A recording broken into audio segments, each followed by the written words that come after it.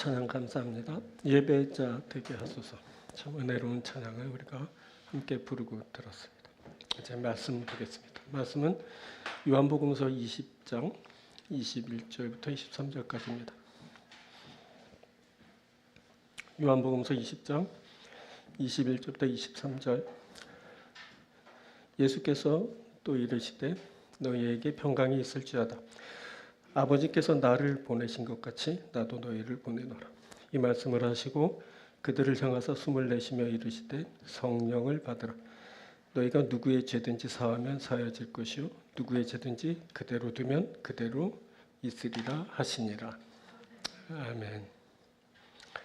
자, 오늘은 봉독해드린 요한복음서 20장 21절부터 23절을 본문으로 부활의 희망이라는 제목을 함께 말씀 나누도록 하겠습니다.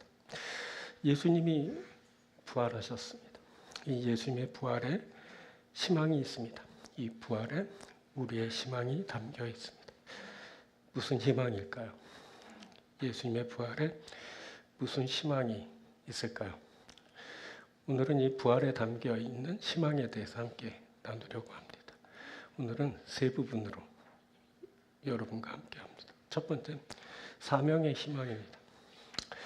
우리에게 희망이 있는 것은 우리가 할 일, 즉 사명이 있기 때문입니다. 세상에서 제일 불행한 사람은 할 일이 없는 사람입니다. 세상 다 가지고도 할 일 없으면 불행합니다. 반대로 가장 행복한 사람은 의미 있고 가치 있는 일을 하는 사람입니다. 그가 그 의미 있고 가치 있는 일을 하면서 행복한 사람이 됩니다. 그렇다면 본문의 예수님의 제자들은 어떤 사람들일까요? 그때 제자들은 세상에서 가장 불행한 사람들이 되어 있었습니다. 저들은 한때 가장 의미 있고 가치 있는 일을 하는 사람이었습니다. 그런데 한순간 그 의미 있고 가치 있는 일을 잃고 말았죠. 그때부터 제자들은 불행한 사람들이 되고 말았습니다. 그때 제자들은 주님이 주신 사명을 잃은 상태였습니다. 그때 이들은 삶의 의미와 가치를 잃은 자들이 되고 말았습니다. 이렇게 이들이 그 의미 있고 가치 있는 일을 잃은 것은 그것을 주신 주님을 잃었기 때문입니다. 그 일은 바로 그분이 주신 그분의 일이었기에 이들은 주님을 잃는 순간 그 일도 잃어버리게 되었습니다. 주님을 잃으면 사명도 잃게 됩니다. 이것이 주를 섬기는 사람을 불행하게 합니다. 사람이 사명을 잃으면서 다른 것으로 그 공백을 채우려고 합니다. 하지만 그 어떤 것으로도 그 공백은 채워지지 않습니다. 주님이 주신 것처럼 그것이 그렇게 의미와 가치 있는 것이 아니기 때문입니다.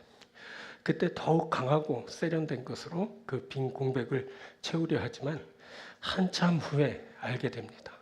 내가 헛짓했다라는 것을 알게 되는 겁니다. 그때 제자들이 세상을 다 잃은 것과 같은 상태를 이제 만나게 되었습니다. 이들은 전부인 주님을 잃었고 주님이 주신 사명을 잃었습니다. 그래서 이들은 세상을 다 잃은 사람처럼 모든 것을 다 내리고 운둔하는 사람처럼 집의 문을 굳게 닫은 채 숨어 있게 되었습니다. 그런데 이들에게 다시 사명이 회복되는 일이 있게 되었습니다. 그것은 부활하신 주님이 회복되면서 이제 시작된 겁니다.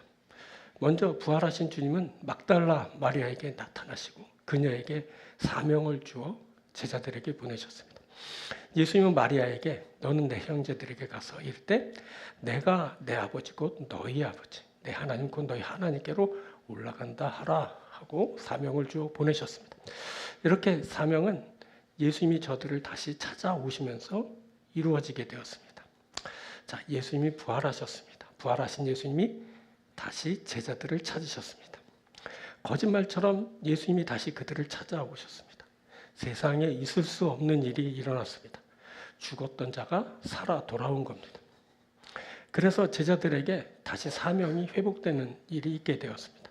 이들이 다시 가장 의미 있고 가치 있는 일을 이제 찾게 되었습니다. 이것이 부활의 희망입니다. 부활의 희망은 사람에게서 주님이 주신 사명이 회복되는 겁니다. 그때 주님은 문을 닫고 두려워하는 제자들에게 나타나셔서 저들 가운데 서셨습니다. 그리고 너희에게 평강이 있을지어다 하고 평강을 주셨습니다. 그리고 손과 옆구리를 보이신 주님은 제자들에게 다시 한번 평강을 주셨습니다. 그리고 저들을 사명으로 파송하셨습니다. 자, 주님이 주신 평강은 제자들의 닫힌 문을 열리게 하였고 제자들은 보냄을 받고 주님이 열어주시는 분으로 나아가게 되었습니다. 평강은 닫힌 문을 열게 하는 힘입니다. 평강이 임할 때 저들의 문이 열렸습니다. 주님은 자신이 아버지의 그 보내심을 받은 것처럼 제자들을 보내신다 하십니다. 자, 여기 보내다라는 말이 나오는데 이제 펜퍼라는 단어입니다. 이 말은 그대로 보내다라는 의미인데 요한복음서에선 사명을 주어 보내다라는 의미로 사용되었습니다. 자, 일반적으로는 대사, 특사에게 메시지를 주어 보낼 때 사용된 말입니다. 이때 보냄을 받은 사자에게는 그를 보낸 자와 동일한 권위를 가진다는 유대 법적 권리가 적용되곤 했습니다. 자, 요한복음서를 보면 보내다를 뜻하는 아포스텔로라는 또 다른 단어가 나오는데 이 말이 명사형으로는 사도를 뜻하는 아포스톨로스라는 그런 말입니다. 영어는 아포슬, 우리가 아포슬 많이 들어보지 않았을까요? 아포슬인데 아포스톨로 이 말은 사도라는 그런 말이고 사명을 받아 이제 보냄을 받은 자라는 뜻을 갖고 있습니다. 우리가 보통 제자와 사도를 혼동을 많이 합니다. 제자는 부름을 입은 자를 뜻하는 바데테스라는 그런 단어입니다. 근데 사도는 아포스톨로스라고 그랬죠. 뭐냐면 사명을 주어 보냄을 받은 자를 말하는 겁니다. 그러니까 제자는 뭐죠? 부름 받은 자. 사도는 보냄을 받은 자를 말하는 겁니다. 이때 예수님의 제자들은 사도로서 이제 보냄을 받고 있습니다. 예수님의 제자들은 보냄을 받기 위해 부르심을 입은 자들입니다. 처음부터 예수님은 저들을 보내시려고 부르셨습니다. 여기 보냄을 받았다라는 것이 아주 중요합니다. 이제 예수님의 제자들은 사도로서 세상으로 흩어져 부활하신 주님을 증거하는 사명을 해야 합니다. 자, 이것이 사도들의 사명이고 영예입니다. 이제 이들은 다시 가장 의미 있고 가치 있는 일을 하는 사람입니다. 우리가 사도적 교회라는 말을 하곤 합니다. 자, 아포스톨릭 처치 이런 말인데 보내심을 받은 교회라는 뜻입니다. 이 사도적 교회는 보내심을 받은 것을 본질로 삼고 사명을 하는 교회입니다. 이들은 마치 사도처럼 주님으로부터 위임받은 그 사명을 하게 됩니다. 자, 사도행전 8장을 보면 이 사도적 교회들이 이제 쭉 나오는데 사도행전 8장을 보면 스데반이 죽음 이후로 이제 박해가 심해지게 되었습니다. 그래서 교회가 사방으로 흩어지게 되었죠. 자, 8장을 보면 1절 이렇게 말해요. 그날에 예루살렘에 있는 교회에 큰 박해가 있어 사도 외에는 다 유대와 사마리아 모든 땅으로 흩어지니라. 자, 큰 박해가 있어서 사방으로 흩어지게 됐죠. 흩어진 교회는 근데 흩어진 그곳에서 복음을 증거했습니다. 8장 4절. 그 흩어진 사람들이 두루 다니며 복음의 말씀을 전할세. 그리고 그곳에는 기쁨이 가득하게 됩니다. 8장 5절부터 빌립이 사마리아 성에 내려가 그리스도를 백성에게 전파하니 그 성에 큰 기쁨이 있더라. 바로 이것이 사도적 교회입니다. 사도들은 예루살렘 모교에 모여 있었지만 사도로부터 이제 예수님의 권위를 위임받은 그런 또 다른 제자들이 흩어져서 이제 사방에서 복음을 전하게 된 겁니다. 이게 바로 사도적 교회죠. 자, 이어서 사도행전 13장을 보면 안디옥 교회가 사람을 이제 보냅니다. 여기 보면 바나바, 시몬, 루기오, 마나엔, 사울 이렇게 5사람이 언급되는데 그중 먼저 바나바와 사울이 이제 보냄을 받게 됩니다. 13장 2절부터 보면 주를 섬겨 금식할 때 성령이 이르시되 내가 불러 시키는 일을 위하여 바나바와 사울을 따로 세우라 하시니 이에 금식하며 기도하고 두 사람에게 안수하여 보내니라. 자, 성령이 시키는 일을 하기 위해서 두 사람을 세워서 안수하고 이제 보내게 됐습니다. 바울의 1차 전도 여행이 이렇게 시작된 겁니다. 자, 이들이 비시디아 안디옥에 이르러 부활하신 예수님을 전하였습니다. 이 선포된 말씀을 듣고 경건한 자들은 반기고 아주 좋아했어요. 근데 유대인들 중 시기하는 자들이 바울의 말을 반박하고 비방하였죠. 이에 대해서 바울은 너희가 영생을 얻기에 합당하지 않은 자로 자처하니 우리는 이방인에게로 간다 하면서 이제 이고니온으로 떠나게 됩니다. 그래서 이방 선교가 또 그렇게 시작된 겁니다. 그런데 그렇게 이제 비방을 받고 이제 떠나게 되었지만 제자들에게는 이제 기쁨과 성령으로 충만하였다 이렇게 말씀됩니다. 자, 이러한 일들 이제 8장 13장을 봤지만 이러한 일들이 바로 부활하신 예수님을 만난 사람들에게서 일어난 일입니다. 그것은 부활하신 예수님을 전하는 겁니다. 이들은 부활하신 예수님을 전하고 기뻐하게 됩니다. 그것은 그 일이 그들에게서 가장 의미 있고 가치 있는 일이기 때문입니다. 사도적 교회는 바로 이 의미 있고 가치 있는 일을 하는 교회입니다. 이들은 사도처럼 주님으로부터 유임받은 그 말씀을 이제 전하고 부활하신 예수님을 전하는 일을 하게 됩니다. 자, 그때 부활하신 예수님은 제자들을 만나 저들에게 평강을 주시면서 저들의 두려움을 없애주시고 평강으로 기쁨으로 저들을 축복하여 주셨죠. 두려움에서 해방된 제자들은 부활하신 예수님으로부터 보냄을 받아 세상으로 나아가게 되었습니다. 보내심을 받은 제자들은 보냄받은 그곳에 이르러 부활하신 예수님을 증거하였습니다. 이게 사명하는 겁니다. 이 사명하는 것이 바로 부활의 신망입니다. 이것이 사람에게서 가장 가치 있고 의미 있는 일이 되는 겁니다. 자, 우리가 보냄을 받은 자입니다. 여기 있는데 우리가 여기로 보냄 받은 겁니다. 우리가 보냄 받은 그곳에 있게 되는 거예요. 우리는 그리스도인이고 주의 사람이기 때문에 우리는 주님이 가라 하신 그곳으로 가고 그곳에서 머물고 그곳에서 살게 되는데 우리들은 지금 이곳에 이제 보내심을 받아 이른 것이고 어쩌면 여러분들 중에는 사는 중에 또 다른 곳으로 보내심을 받아 가게 될지는 모릅니다. 그때 예루살렘 교회에 핍박이 일어서 성도들이 흩어져서 사방으로 흩어져 복음을 증거했듯이 또 어떤 일이 우리 가운데 일어날지 알 수 없습니다. 그런데 우리들이 거하는 그 자리가 바로 보냄받은 자리이다라는 것을 우리들이 인식하여야 됩니다. 그곳에서 우리들은 사명하는 겁니다. 사명은 뭐냐면 나에게 오신 나의 주님이 되신 그분을 증거하는 겁니다. 그분이 살아계시다. 부활하신 주님을 증거하는 겁니다. 이게 바로 부활의 신망인 겁니다. 이 사명을 하면서 우리들은 삶의 의미를 느끼고 이제 가치를 이제 알게 되는 겁니다. 우리들은 가장 가치 있고 의미 있는 일을 하는 사람입니다. 바로 부활의 희망을 살아가는 사람들입니다. 우리가 부활 시즌을 우리가 지나고 있는데 부활절을 지내고 우리가 계속 부활절 말씀을 나누면서 여러분들에게 바로 이 부활의 희망이 생성되기를 바랍니다. 여러분들에게 잊혔던 혹시 여러분들이 잃어버렸던 그 사명이 다시 이제 회복되면서 여러분들이 사명을 하는 사람들이 되길 바라고 사명을 하면서 가장 가치 있고 의미 있는 인생으로 살아가는 여러분들이 되길 주의 이름으로 축원드립니다. 자, 두 번째는 성령이 희망입니다. 우리에게 희망이 있는 것은 성령이 임하기 때문입니다. 성령의 부재는 사람을 불행하게 합니다. 사람이 세상의 영, 악한 영에게 지배를 받으면서 불행한 삶을 살게 됩니다. 하지만 성령과 함께하는 사람은 세상을 이기고 승리하는 삶을 살게 됩니다. 이 사람이 받은 사명도 감당하고 죄의 권세를 이기는 삶을 살게 됩니다. 성령과 함께하는 사람, 그가 희망이 가득한 삶을 이제 살게 되는 겁니다. 자, 본문의 예수님의 제자들은 어땠을까요? 그때 제자들은 성령의 부재를 경험하는 중이었습니다. 자, 14장을 보면 예수님이 제자들에게 진리의 영이신 보혜사를 보내주겠다라고 하셨습니다. 그 보혜사는 제자들과 함께 거하시고 제자들 가운데 계실 거라고도 하셨습니다.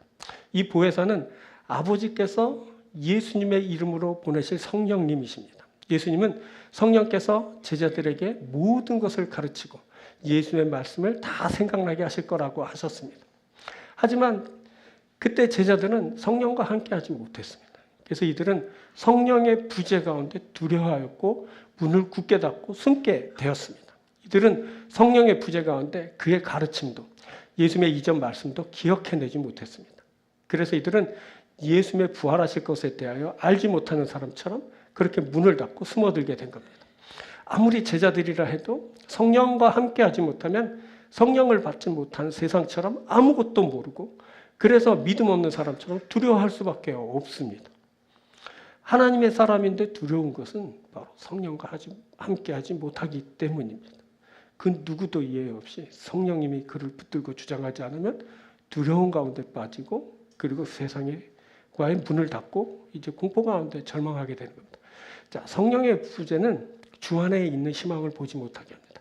성령의 부재는 제자를 희망 없는 상태로 만들어 놓습니다. 그래서 성령과 함께 하지 못하는 제자는 닫힌 현실을 마주하게 되는 겁니다. 거기에 이들에게 더욱 악재가 되는 것은 세상의 영, 악한 영이 그에게 임하는 겁니다. 악한 영이 함께하면서 악한 영이 그를 지배하게 되면 이 사람은 그 죄의 권세 아래 놓이게 되고 아무것도 할 수 없는 상태를 이제 만나게 됩니다. 성령의 부재가 하나님을 섬기는 사람을 아주 힘들게 합니다. 그 사람 성령의 인도하심을 받지 못하면서 이제 닫힌 현실을 만나게 되는 겁니다. 그가 성령과 함께하지 못하면서 사명도 잃게 됩니다. 그때 그랬던 겁니다. 제자들이 성령의 부재 가운데 평강을 잃고 그렇게 두려워하게 되었던 겁니다. 그런데 이들에게 성령이 임하게 됩니다. 자, 그 일은 주님이 부활하신 몸으로 제자들에게 나타나실 때 이루어졌습니다. 이 말씀을 하시고 그들을 향하서 숨을 내쉬며 이르시되 성령을 받으라. 그렇게 성령이 임했습니다. 성령이 임하면 됩니다. 성령이 임하면 두려움을 이기게 됩니다. 성령이 임하면 평강을 얻고 닫힌 문을 열게 됩니다. 성령이 임하면 죄의 권세를 이기게 됩니다. 성령이 임하면 믿음으로 세워지게 됩니다. 성령이 임하면 세상을 이기게 됩니다. 성령이 임하면 사명으로 나아가게 됩니다. 그것은 성령께서 살아계신 영이기 때문입니다. 이 성령은 창세부터 사람에게 임하였습니다. 창세기 2장 7절 보면 여호와 하나님이 땅의 흙으로 사람을 지으시고 생기를 그 코에 불어넣으시니 사람이 생명이 되리라. 사람을 창조하실 때 하나님은 흙으로 사람을 지으시고 생기를 그 코에 불어넣으셨습니다. 그 사람이 생명이 되었습니다.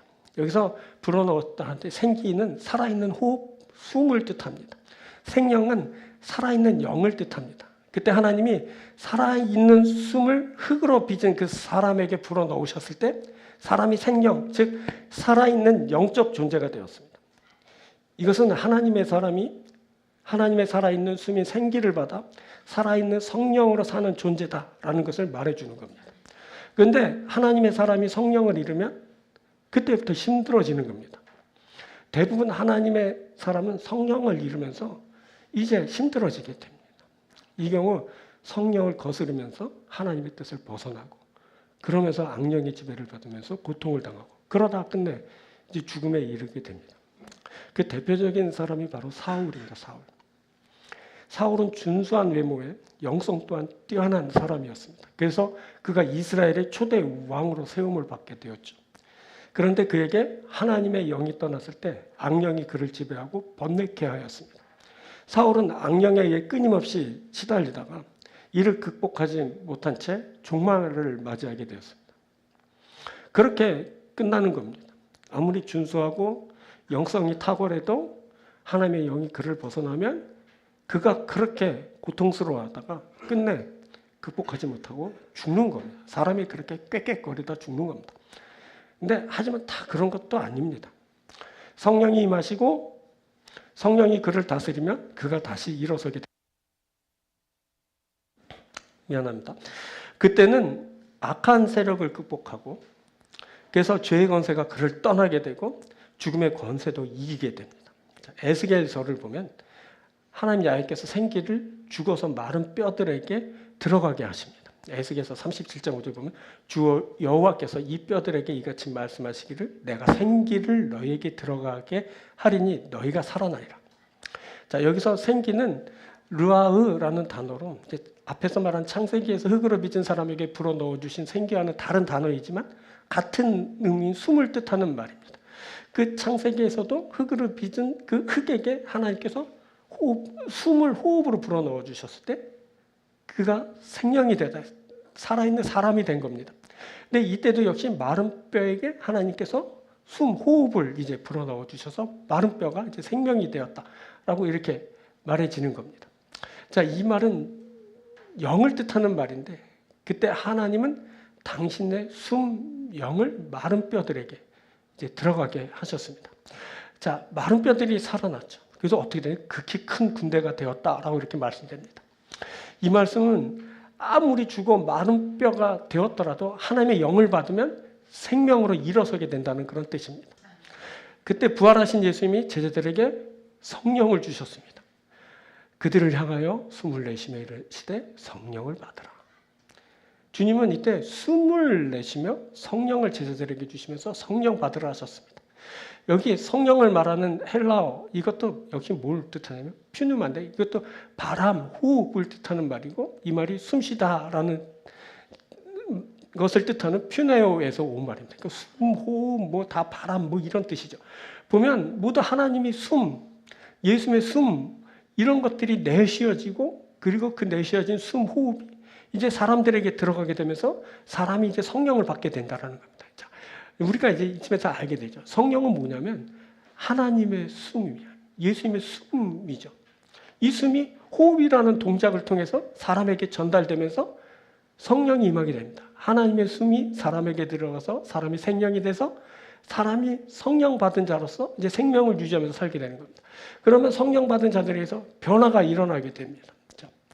에스겔서에서처럼 마른 뼈들이 이제 하나님의 영이 들어가면서 그 뼈들이 생명을 얻어 군대로 세워지게 되고 또 그것처럼 지금 부활하신 예수님이 그 모습을 드러내지도 못하고 죽은 자처럼 문을 닫고 숨어 지내는 제자들에게 오셔서 예수님의 영, 예수님의 숨을 불어넣어 주셨을 때 제자들이 다시 생명을 얻은 자가 되어서 사도로 세워져 이제 문을 열고 세상으로 나가게 된 겁니다. 제자들에게 다시 일어서게 되는 일이 그렇게 있게 된 겁니다.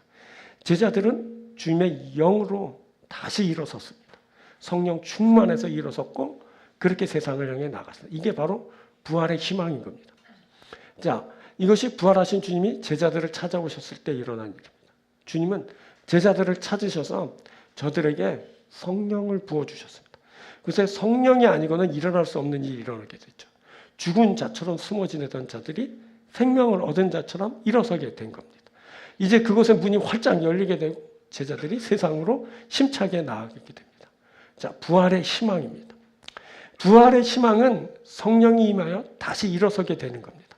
성령이 임하면 새롭게 일어서게 되는 겁니다. 성령이 임하면 주님의 뜻을 행하게 되는 겁니다. 자, 하나님은 사람에게 성령을 부어주실 때 새 영을 부어주신다라고 에스겔서가 말해요. 에스겔서 36장 26절에 또 새 영을 너희 속에 두고 새 마음을 너희에게 주되 너희 육신에서 굳은 마음을 제거하고 부드러운 마음을 줄 것이며 이렇게 말씀됐어요. 여기 새 영, 또 새 영을 너희 속에 두고 새 영이 주어질 때 어떻게 된다고요? 굳은 마음이 사라지고 부드러운 마음이 생성된다 이렇게 말해요. 보면 굳은 마음이라고 할 때 이 굳은이라는 것은 돌을 뜻하는 단어고요. 또 부드러운 마음일 때 부드러운이라는 말은 살이라는 뜻이에요. 그래서 굳은 마음을 제거하고 부드러운 마음을 준다는 것은 돌처럼 굳어진 마음을 없애고 살갗처럼 부드러운 그 마음을 준다라는 그런 뜻입니다. 여기 이 굳은 마음은 완고하고 강팍한 그래서 돌처럼 죽은 마음을 뜻하는 겁니다. 그리고 부드러운 마음은 새롭게 되살아낸 생명 있는 마음을 뜻하는 겁니다. 그때 성령이 임하면서 굳은 마음, 즉 완고하고 강팍한 죽은 마음이 제거되고 부드러운 마음, 새롭게 되살아난 생명이 가득한 마음이 있게 된 겁니다. 그렇게 죽음이 생명이 되는 거죠.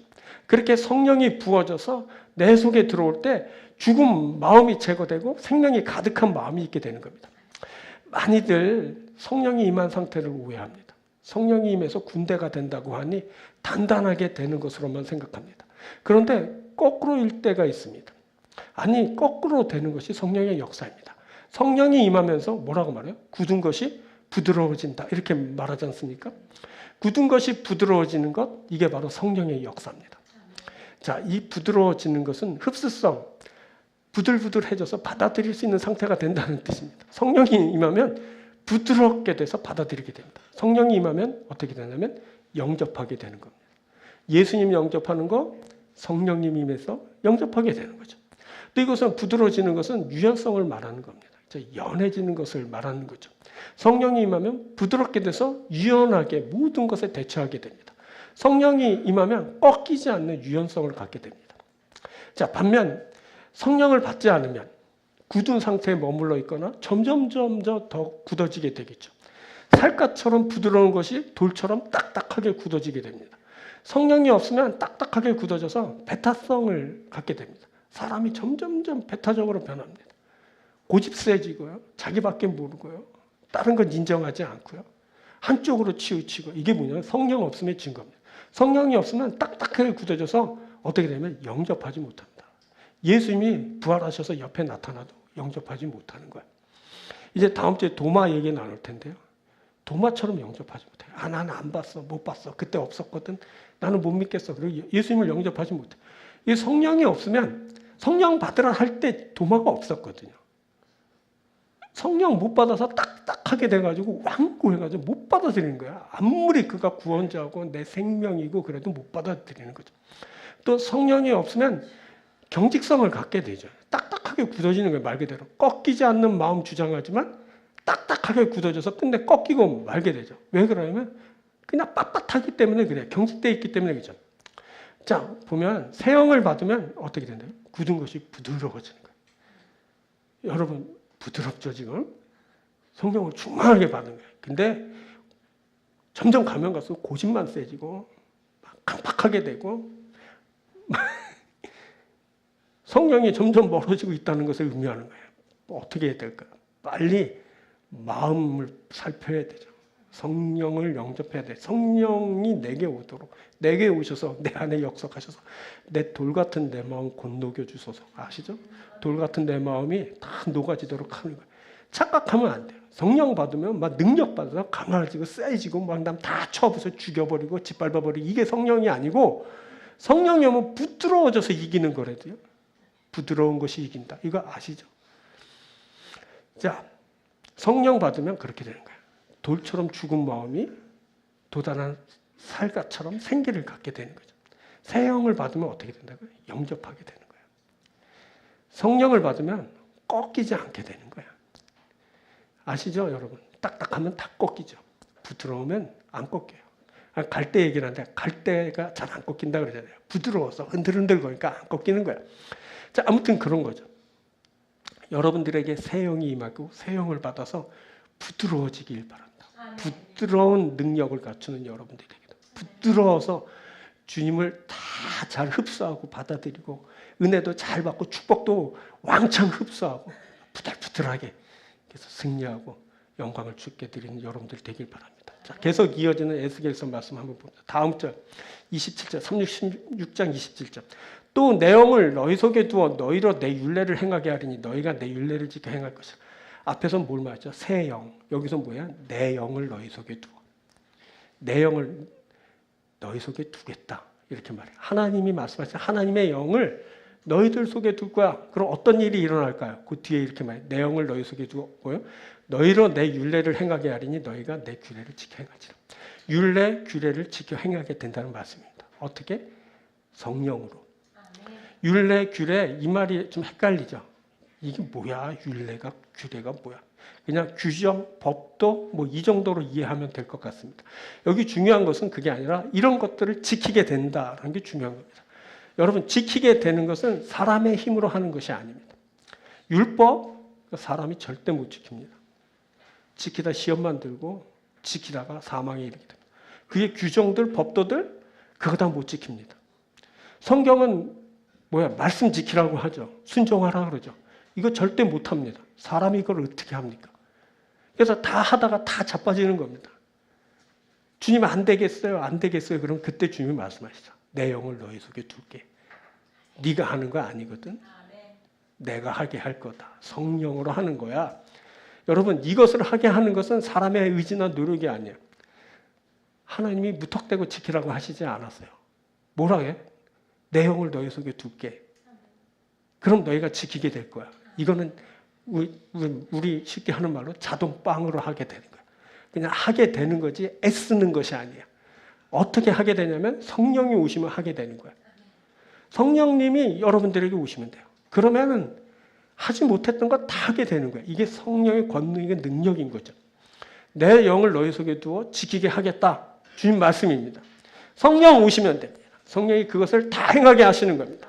내 힘으로 되지 않던 것들이 어느 날인가 막 되기 시작하는 겁니다. 놀라운 기적과도 같은 일들이 내게 막 일어나요.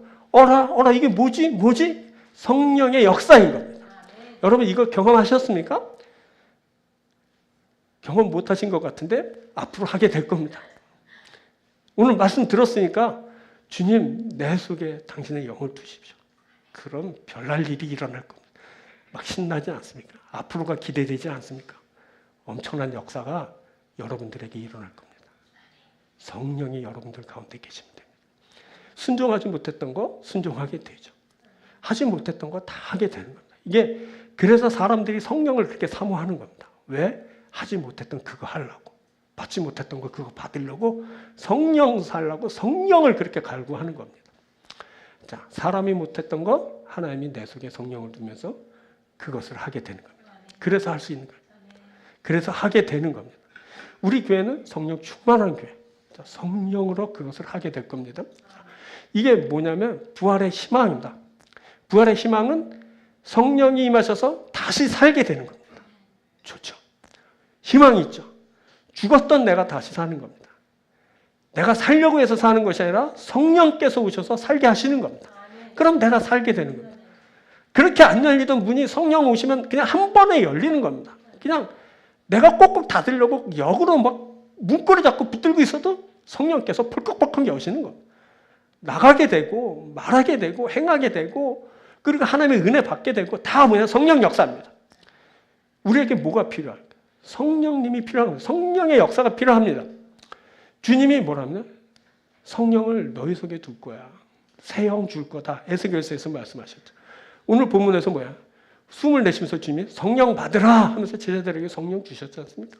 성령입니다. 그 전에 뭐라 그랬어요? 보혜사를 너에게 줄 거다. 그러면 너가 다 이해하고 알아듣게 될 거다. 다 행하게 될 거야. 이렇게 말씀해 주죠. 성령이 우리에게 오실 겁니다.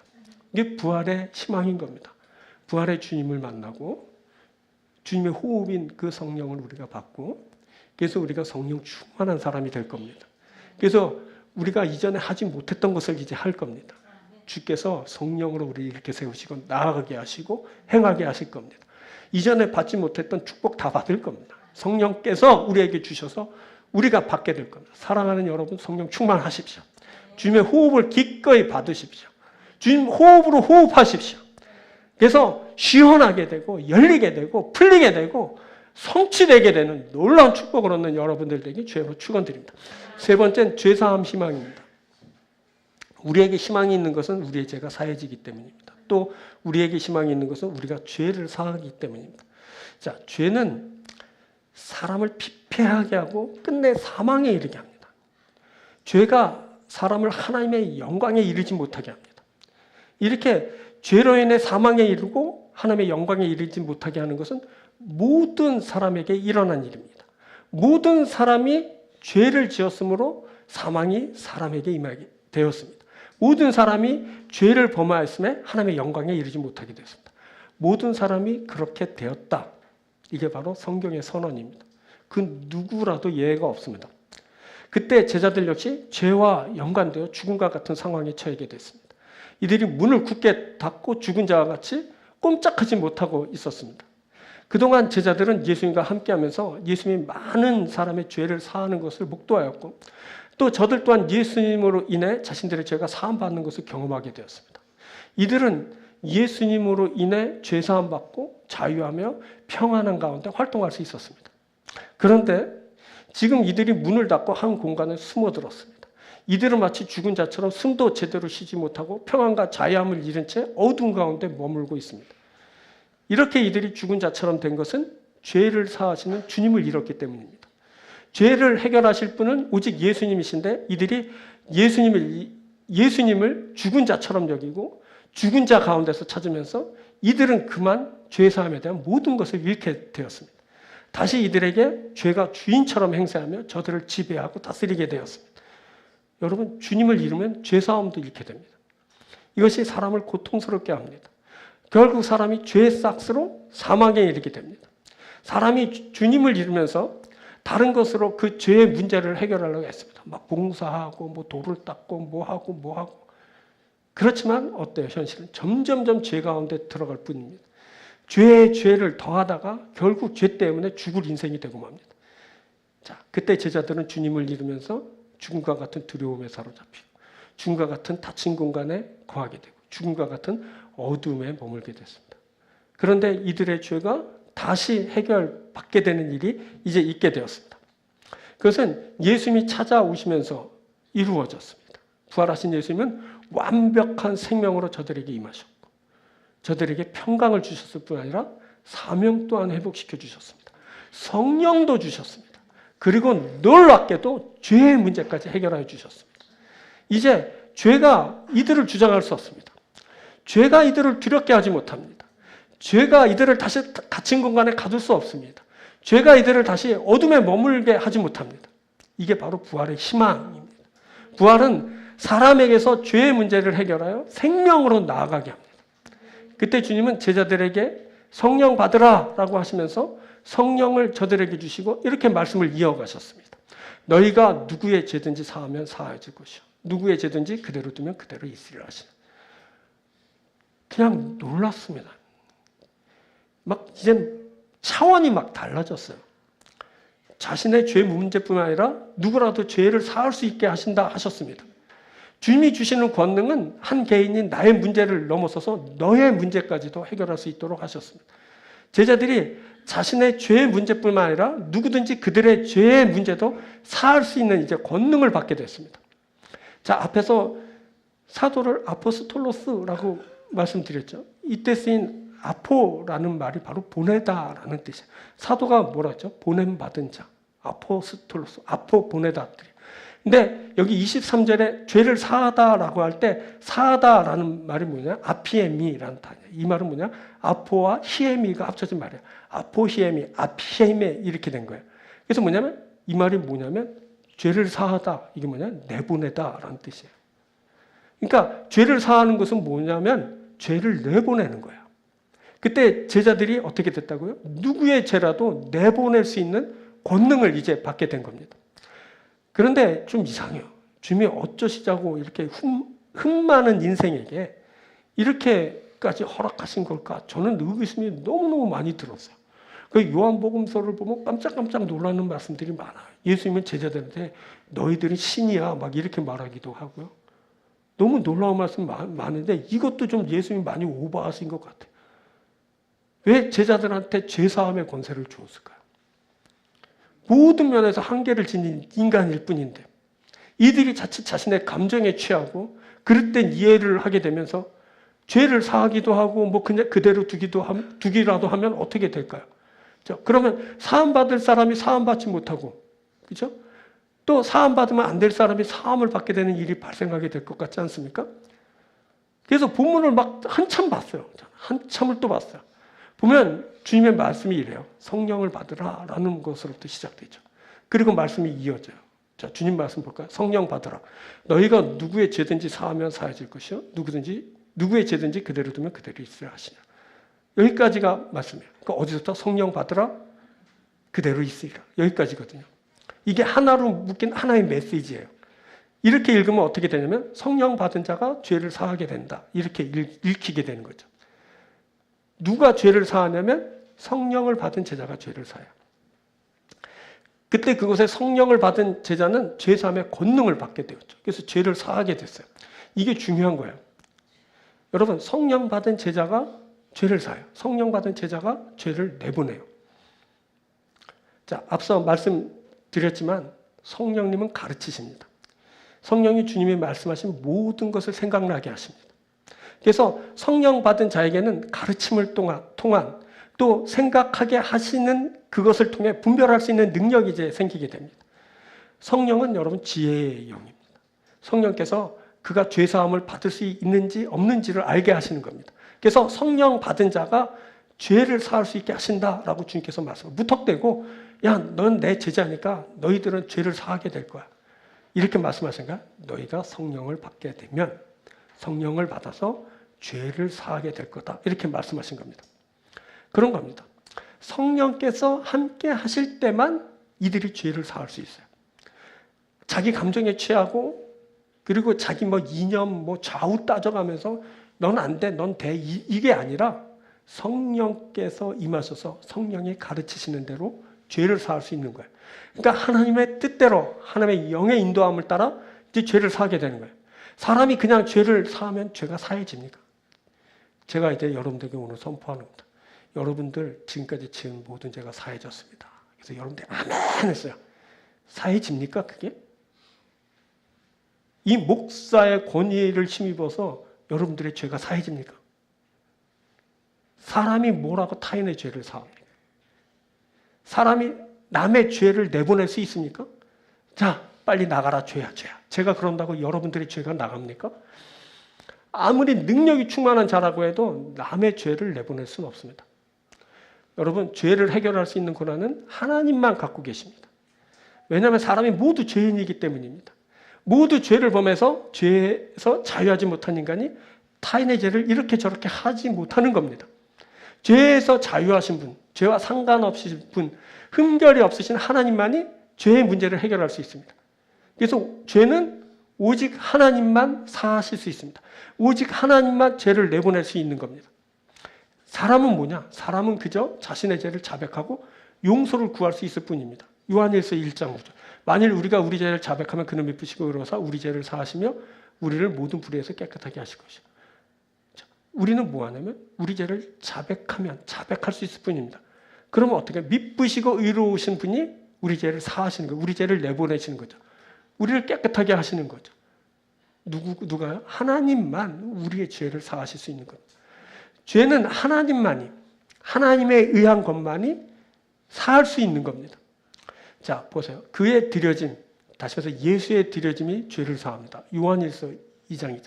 자, 요한이 들어간 책을 계속 보는데 우리가 지금 요한복음을 보기 때문에 될 수 있으면 그 책을 보려고 애쓰는 겁니다. 좋아, 요한일서 2장이죠. 그는 우리 죄를 위한 화목제물이니 우리가 위할 뿐 아니요, 우리만 위할 뿐 아니요, 온 세상의 죄를 위하십니다. 그가 누구냐? 예수님이에요. 예수님이 화목제물로 드려질 때 죄가 씻김받고 사함을 받게 되는 역사가 일어났죠. 또 뭐냐? 그의 이름, 예수의 이름이 죄를 사합니다. 요한에서 2장 12절. 자녀들아 내가 너희에게 쓰는 것은 너희 죄가 그의 이름으로 말미암아 사함을 받았습니다. 어떻게? 그의 이름으로. 그 이름의 권능, 권세에 의해서 죄가 씻음받고 사함을 받게 되는 거죠. 그리고 또 오늘 본문에 뭐라고 하냐? 그의 영, 예수의 영이 죄를 사합니다. 이렇게 말하죠. 성령 받으라 너희가 누구의 죄든지 사하면 사하실 거예요. 누구의 죄든지 그대로 두면 그대로 있어. 성령에 의한 죄 사함을 말하는 거죠. 자, 그때 부활하신 주님을 만난 제자들이 주님으로부터 성령 받았어요. 그때 주님의 영이 저들에게 임했고 저들은 성령의 권능을 받아 죄를 사할 수 있는 사역을 할 수 있게 되었다. 이게 정확한 표현인 겁니다. 자, 누가복음서는 그것을 이렇게 기록했어요. 자, 한번 볼까요? 24장 47절부터. 또 그 이름으로 죄 사함을 받게 하는 회개가 예루살렘에서 시작하여. 저 오늘 성경을 많이 읽는데 말씀 길어질까 봐 다 못 읽겠어요. 뭐냐면 또 그 이름으로 죄 사함을 받게 하는. 죄 사함을 어떻게 받아요? 그의 이름으로 죄 사함을 받게 하는 것이 이제 기록되었어요. 그 다음에 뭐라면 볼지어다라고 하면서 아버지께서 약속하신 것을 너에게 보낼 거야. 너희들이 그것을 기다려라. 여기 머물러서 기다려. 이렇게 말씀했어요. 어떻게 해요? 그의 이름으로 사함 받는 거예요. 제자들이 성령의 권능을 받았더라도 그의 이름으로 죄를 사하는 그런 일이 있게 되는 거죠. 그럼 약속하신 것을 보내실 거고 그러면 위로부터 능력이 임해져서 이제 성령의 권능으로 이제 죄 사함을 선포하고 그리고 사역하게 되는 거죠. 그리고 여러분들 알아요. 누가복음서 2편이 있어요. 성경에. 누가복음서 2편이 뭔지 아세요? 사도행전이에요. 자, 사도행전을 누가복음 말씀이 사도행전으로 이어져요. 사도행전을 보면 주님께서 이제 승천하시기 전에 이렇게 말하죠. 사도행전 1장에 사도와 함께 모이사 그들에게 분부하여 이르시되 예루살렘을 떠나지 말고 내게서 들은 바 아버지께서 약속하신 것을 기다리라. 그래서 뭐 요한은 물로 세례를 베풀고 그렇지만 너는 성령으로 세례를 받으리라 이렇게 말씀하여 주셨죠. 그래서 제자들이 기다렸어요. 어떻게 됐을까요? 이렇게 이어지죠. 2장 1절부터 4절. 오순절 날이 이름에 그들이 다음 곳에 모였더니 그들이 다 성령의 충만함을 받고 이렇게 말하죠. 기다려서 기도하고 예배하고 막 그럴 때 성령이 임했어요. 그렇게 시작된 거죠. 성령 사역이. 이제 이렇게 제자들이 사역하게 된 거예요. 주께서 주시는 성령의 충만함을 받고 주님이 주신 거룩한 사역을 그렇게 하게 됐죠. 그리고 베드로는 이제 곧 이어서 그 말씀에 이어서 죄 사함을 위한 회개를 이제 세례를 증거하고 성령을 선물로 너희들이 받게 될 거라 이렇게 선포하고 있어요. 그러니까 다시 말해서 뭐냐, 사도들이 성령의 권능을 힘입어서 사도적 교회로서 사명을 하고 있고 죄 사함을 위한 그런 사역을 이제 계속하게 된 거죠. 이어지는 3장에서 뭘 말하냐면 베드로가 이제 성전에 드나들 때 성전 미문에 앉아 있는 그 거러지를 보죠. 거지가 구걸해요. 날 때부터 걷지 못했던 사람인데 베드로가 그를 일으켜 세우는데 이렇게 말해요. 베드로가 이르되 은과 금은 내게 없거니와 내게 있는 것을 이것을 내게 주노니 나사렛 예수 그리스도의 이름으로 일어나 걸으라. 그가 일어나 걸었거든요. 뛰며 찬송했다가 나오잖아요. 근데 그가 일어선 것은 베드로의 권능으로 한 것이 아니죠. 베드로가 뭐라? 난 은금도 없다. 근데 내게 있는 것을 줄게. 뭐냐면 예수 그리스도의 이름의 권능. 그것을 준 거죠. 예수 그리스도의 그 이름의 권능으로, 권세로 그 사람이 일어나 걷게 되었다. 이게 바로 사도행전의 말씀이에요. 이후로도 이런 일들이 계속 나와요. 찾으면 다 계속 이런 일들이거든요. 이게 뭐냐면 부활의 희망이죠. 부활의 희망은 뭐냐면 주님의 권능을 입는 거예요. 부활의 희망은 주님의 권능을 힘입어 무엇이든 하는 거죠. 그 일은 나를 위한 일이고 또 너와 너희들을 위한 일이죠. 이 일은 나를 넘어서 너희에게까지 영향을 주는 일이에요. 그것은 나의 죄가 사함받는 것으로 국한되지 않고 너의 죄를 사하는 그런 일이죠. 그 일이 주께서 주시는 권능을 힘입을 때 일어난 일이죠. 주께서 성령을 주실 때 그 성령을 받은 자가 죄사함의 이제 권능을 갖게 되죠. 그때 주님의 권능을 힘입어서 말씀을 선포하고 그때 죄가 떠나고 주의 영이 함께하는 역사가 있게 되는 거죠. 오늘 주님이 주시는 그 권능이 이곳에 임하면 우리가 그런 제자가 되고 또 보내심을 받은 사도처럼 돼서 이제 사도적 교회로서의 역사를 사역을 하면서 이제 죄를 완전히 물러가게 하고 우리의 죄뿐만 아니라 너와 너희들의 죄까지 다 떠나가게 하는 역사를 하게 될 줄 믿습니다. 우리 교회 성령 충만해서 죄의 문제가 해결되고 죄가 떠나는 역사가 우리 가운데 있게 될 겁니다. 이러한 희망을 여러분들 꼭 발견할 수 있게 되길 바랍니다. 이게 바로 부활의 희망입니다. 우리에게 주님이 오시면 주께서 성령을 주시면 우리 가운데 이제 부활의 희망이 가득하게 되는 겁니다. 이 부활의 희망으로 충만한 여러분들이 되기를 주님으로 축원드립니다. 말씀 맺을게요. 제가 말씀이 자꾸 길어질까 봐 너무너무 마음을 졸이면서 너무너무 빨리 하느라고 그냥 제가 오늘 그랬거든요. 나오기 전에 주님 오늘 이 소중한 말씀을 주셨는데 이 말씀을 잘 전하게 해주세요. 제가 막 서두를 것 같거든요. 그랬거든요. 근데 제가 서두르든 안 서두르든 오늘 말씀이 충분히 전달됐고 여러분들은 그것을 다 알아들으셨을 줄 믿고 말씀의 그 힘이 역사가 여러분들에게 있어서 좋은 결과로 여러분들에게 나타나게 될 줄 믿습니다. 뭐라고요? 부활의 희망인 겁니다. 오늘 뭘 말했죠? 부활의 희망을 제가 말한 거예요. 희망의 희망. 여러분들은 부활의 희망을 들은 겁니다. 그 들으면 어떻게 돼요? 여러분들 안에 부활의 희망이 들어가는 거죠. 희망을 얻게 된 겁니다. 여러분들이 희망 있는 사람 되기를 바랍니다. 그래서 같이 그 의미 있는 일을 잘 발견해서 나중에 죽을 때 아유 뻘짓하다 죽는구나 이러지 않고 주님이 주신 그 소중한 일 가장 의미 있고 가치 있는 일을 했습니다. 감사합니다 하고 주님 앞으로 가게 되길 바라고 성령 사는 동안에 여러분 성령 충만하게 되길 바라요. 성령은 우리가 하지 못하게 하는 일을 하게 하는 거야. 문도 열고 나가게 하고 외치게도 하고 그죠? 그동안 하지 못했던 거 하고 은혜도 받고 축복도 누리는 귀한 일을 성령께서 하시는 거예요. 성령 충만한 여러분들이 되길 바랍니다. 그 다음에 여러분 죄 사함을 받길 바랍니다. 주께서 능히 여러분들의 죄를 사하실 수 있습니다. 여러분들이 온전한 죄 사함을 받고 또한 성령을 충만하게 받으면 남의 죄도 예수의 이름으로 선포해서 떠나가게 하는 역사를 여러분들이 또 만나게 되길 바랍니다. 그래서 우리들은 어떤 사람이냐? 지금부터는 희망 있는 사람. 우리는 희망 있는 사람입니다. 자, 오랜만에 한번 따라할까요? 저를 한번 따라합시다. 지치죠? 저를 한번 따라합니다. 주님, 저는 희망 있는 사람입니다. 주님, 저는 희망 있는 사람입니다. 꼭 희망 있는 여러분들 되기 축원드립니다. 기도하겠습니다.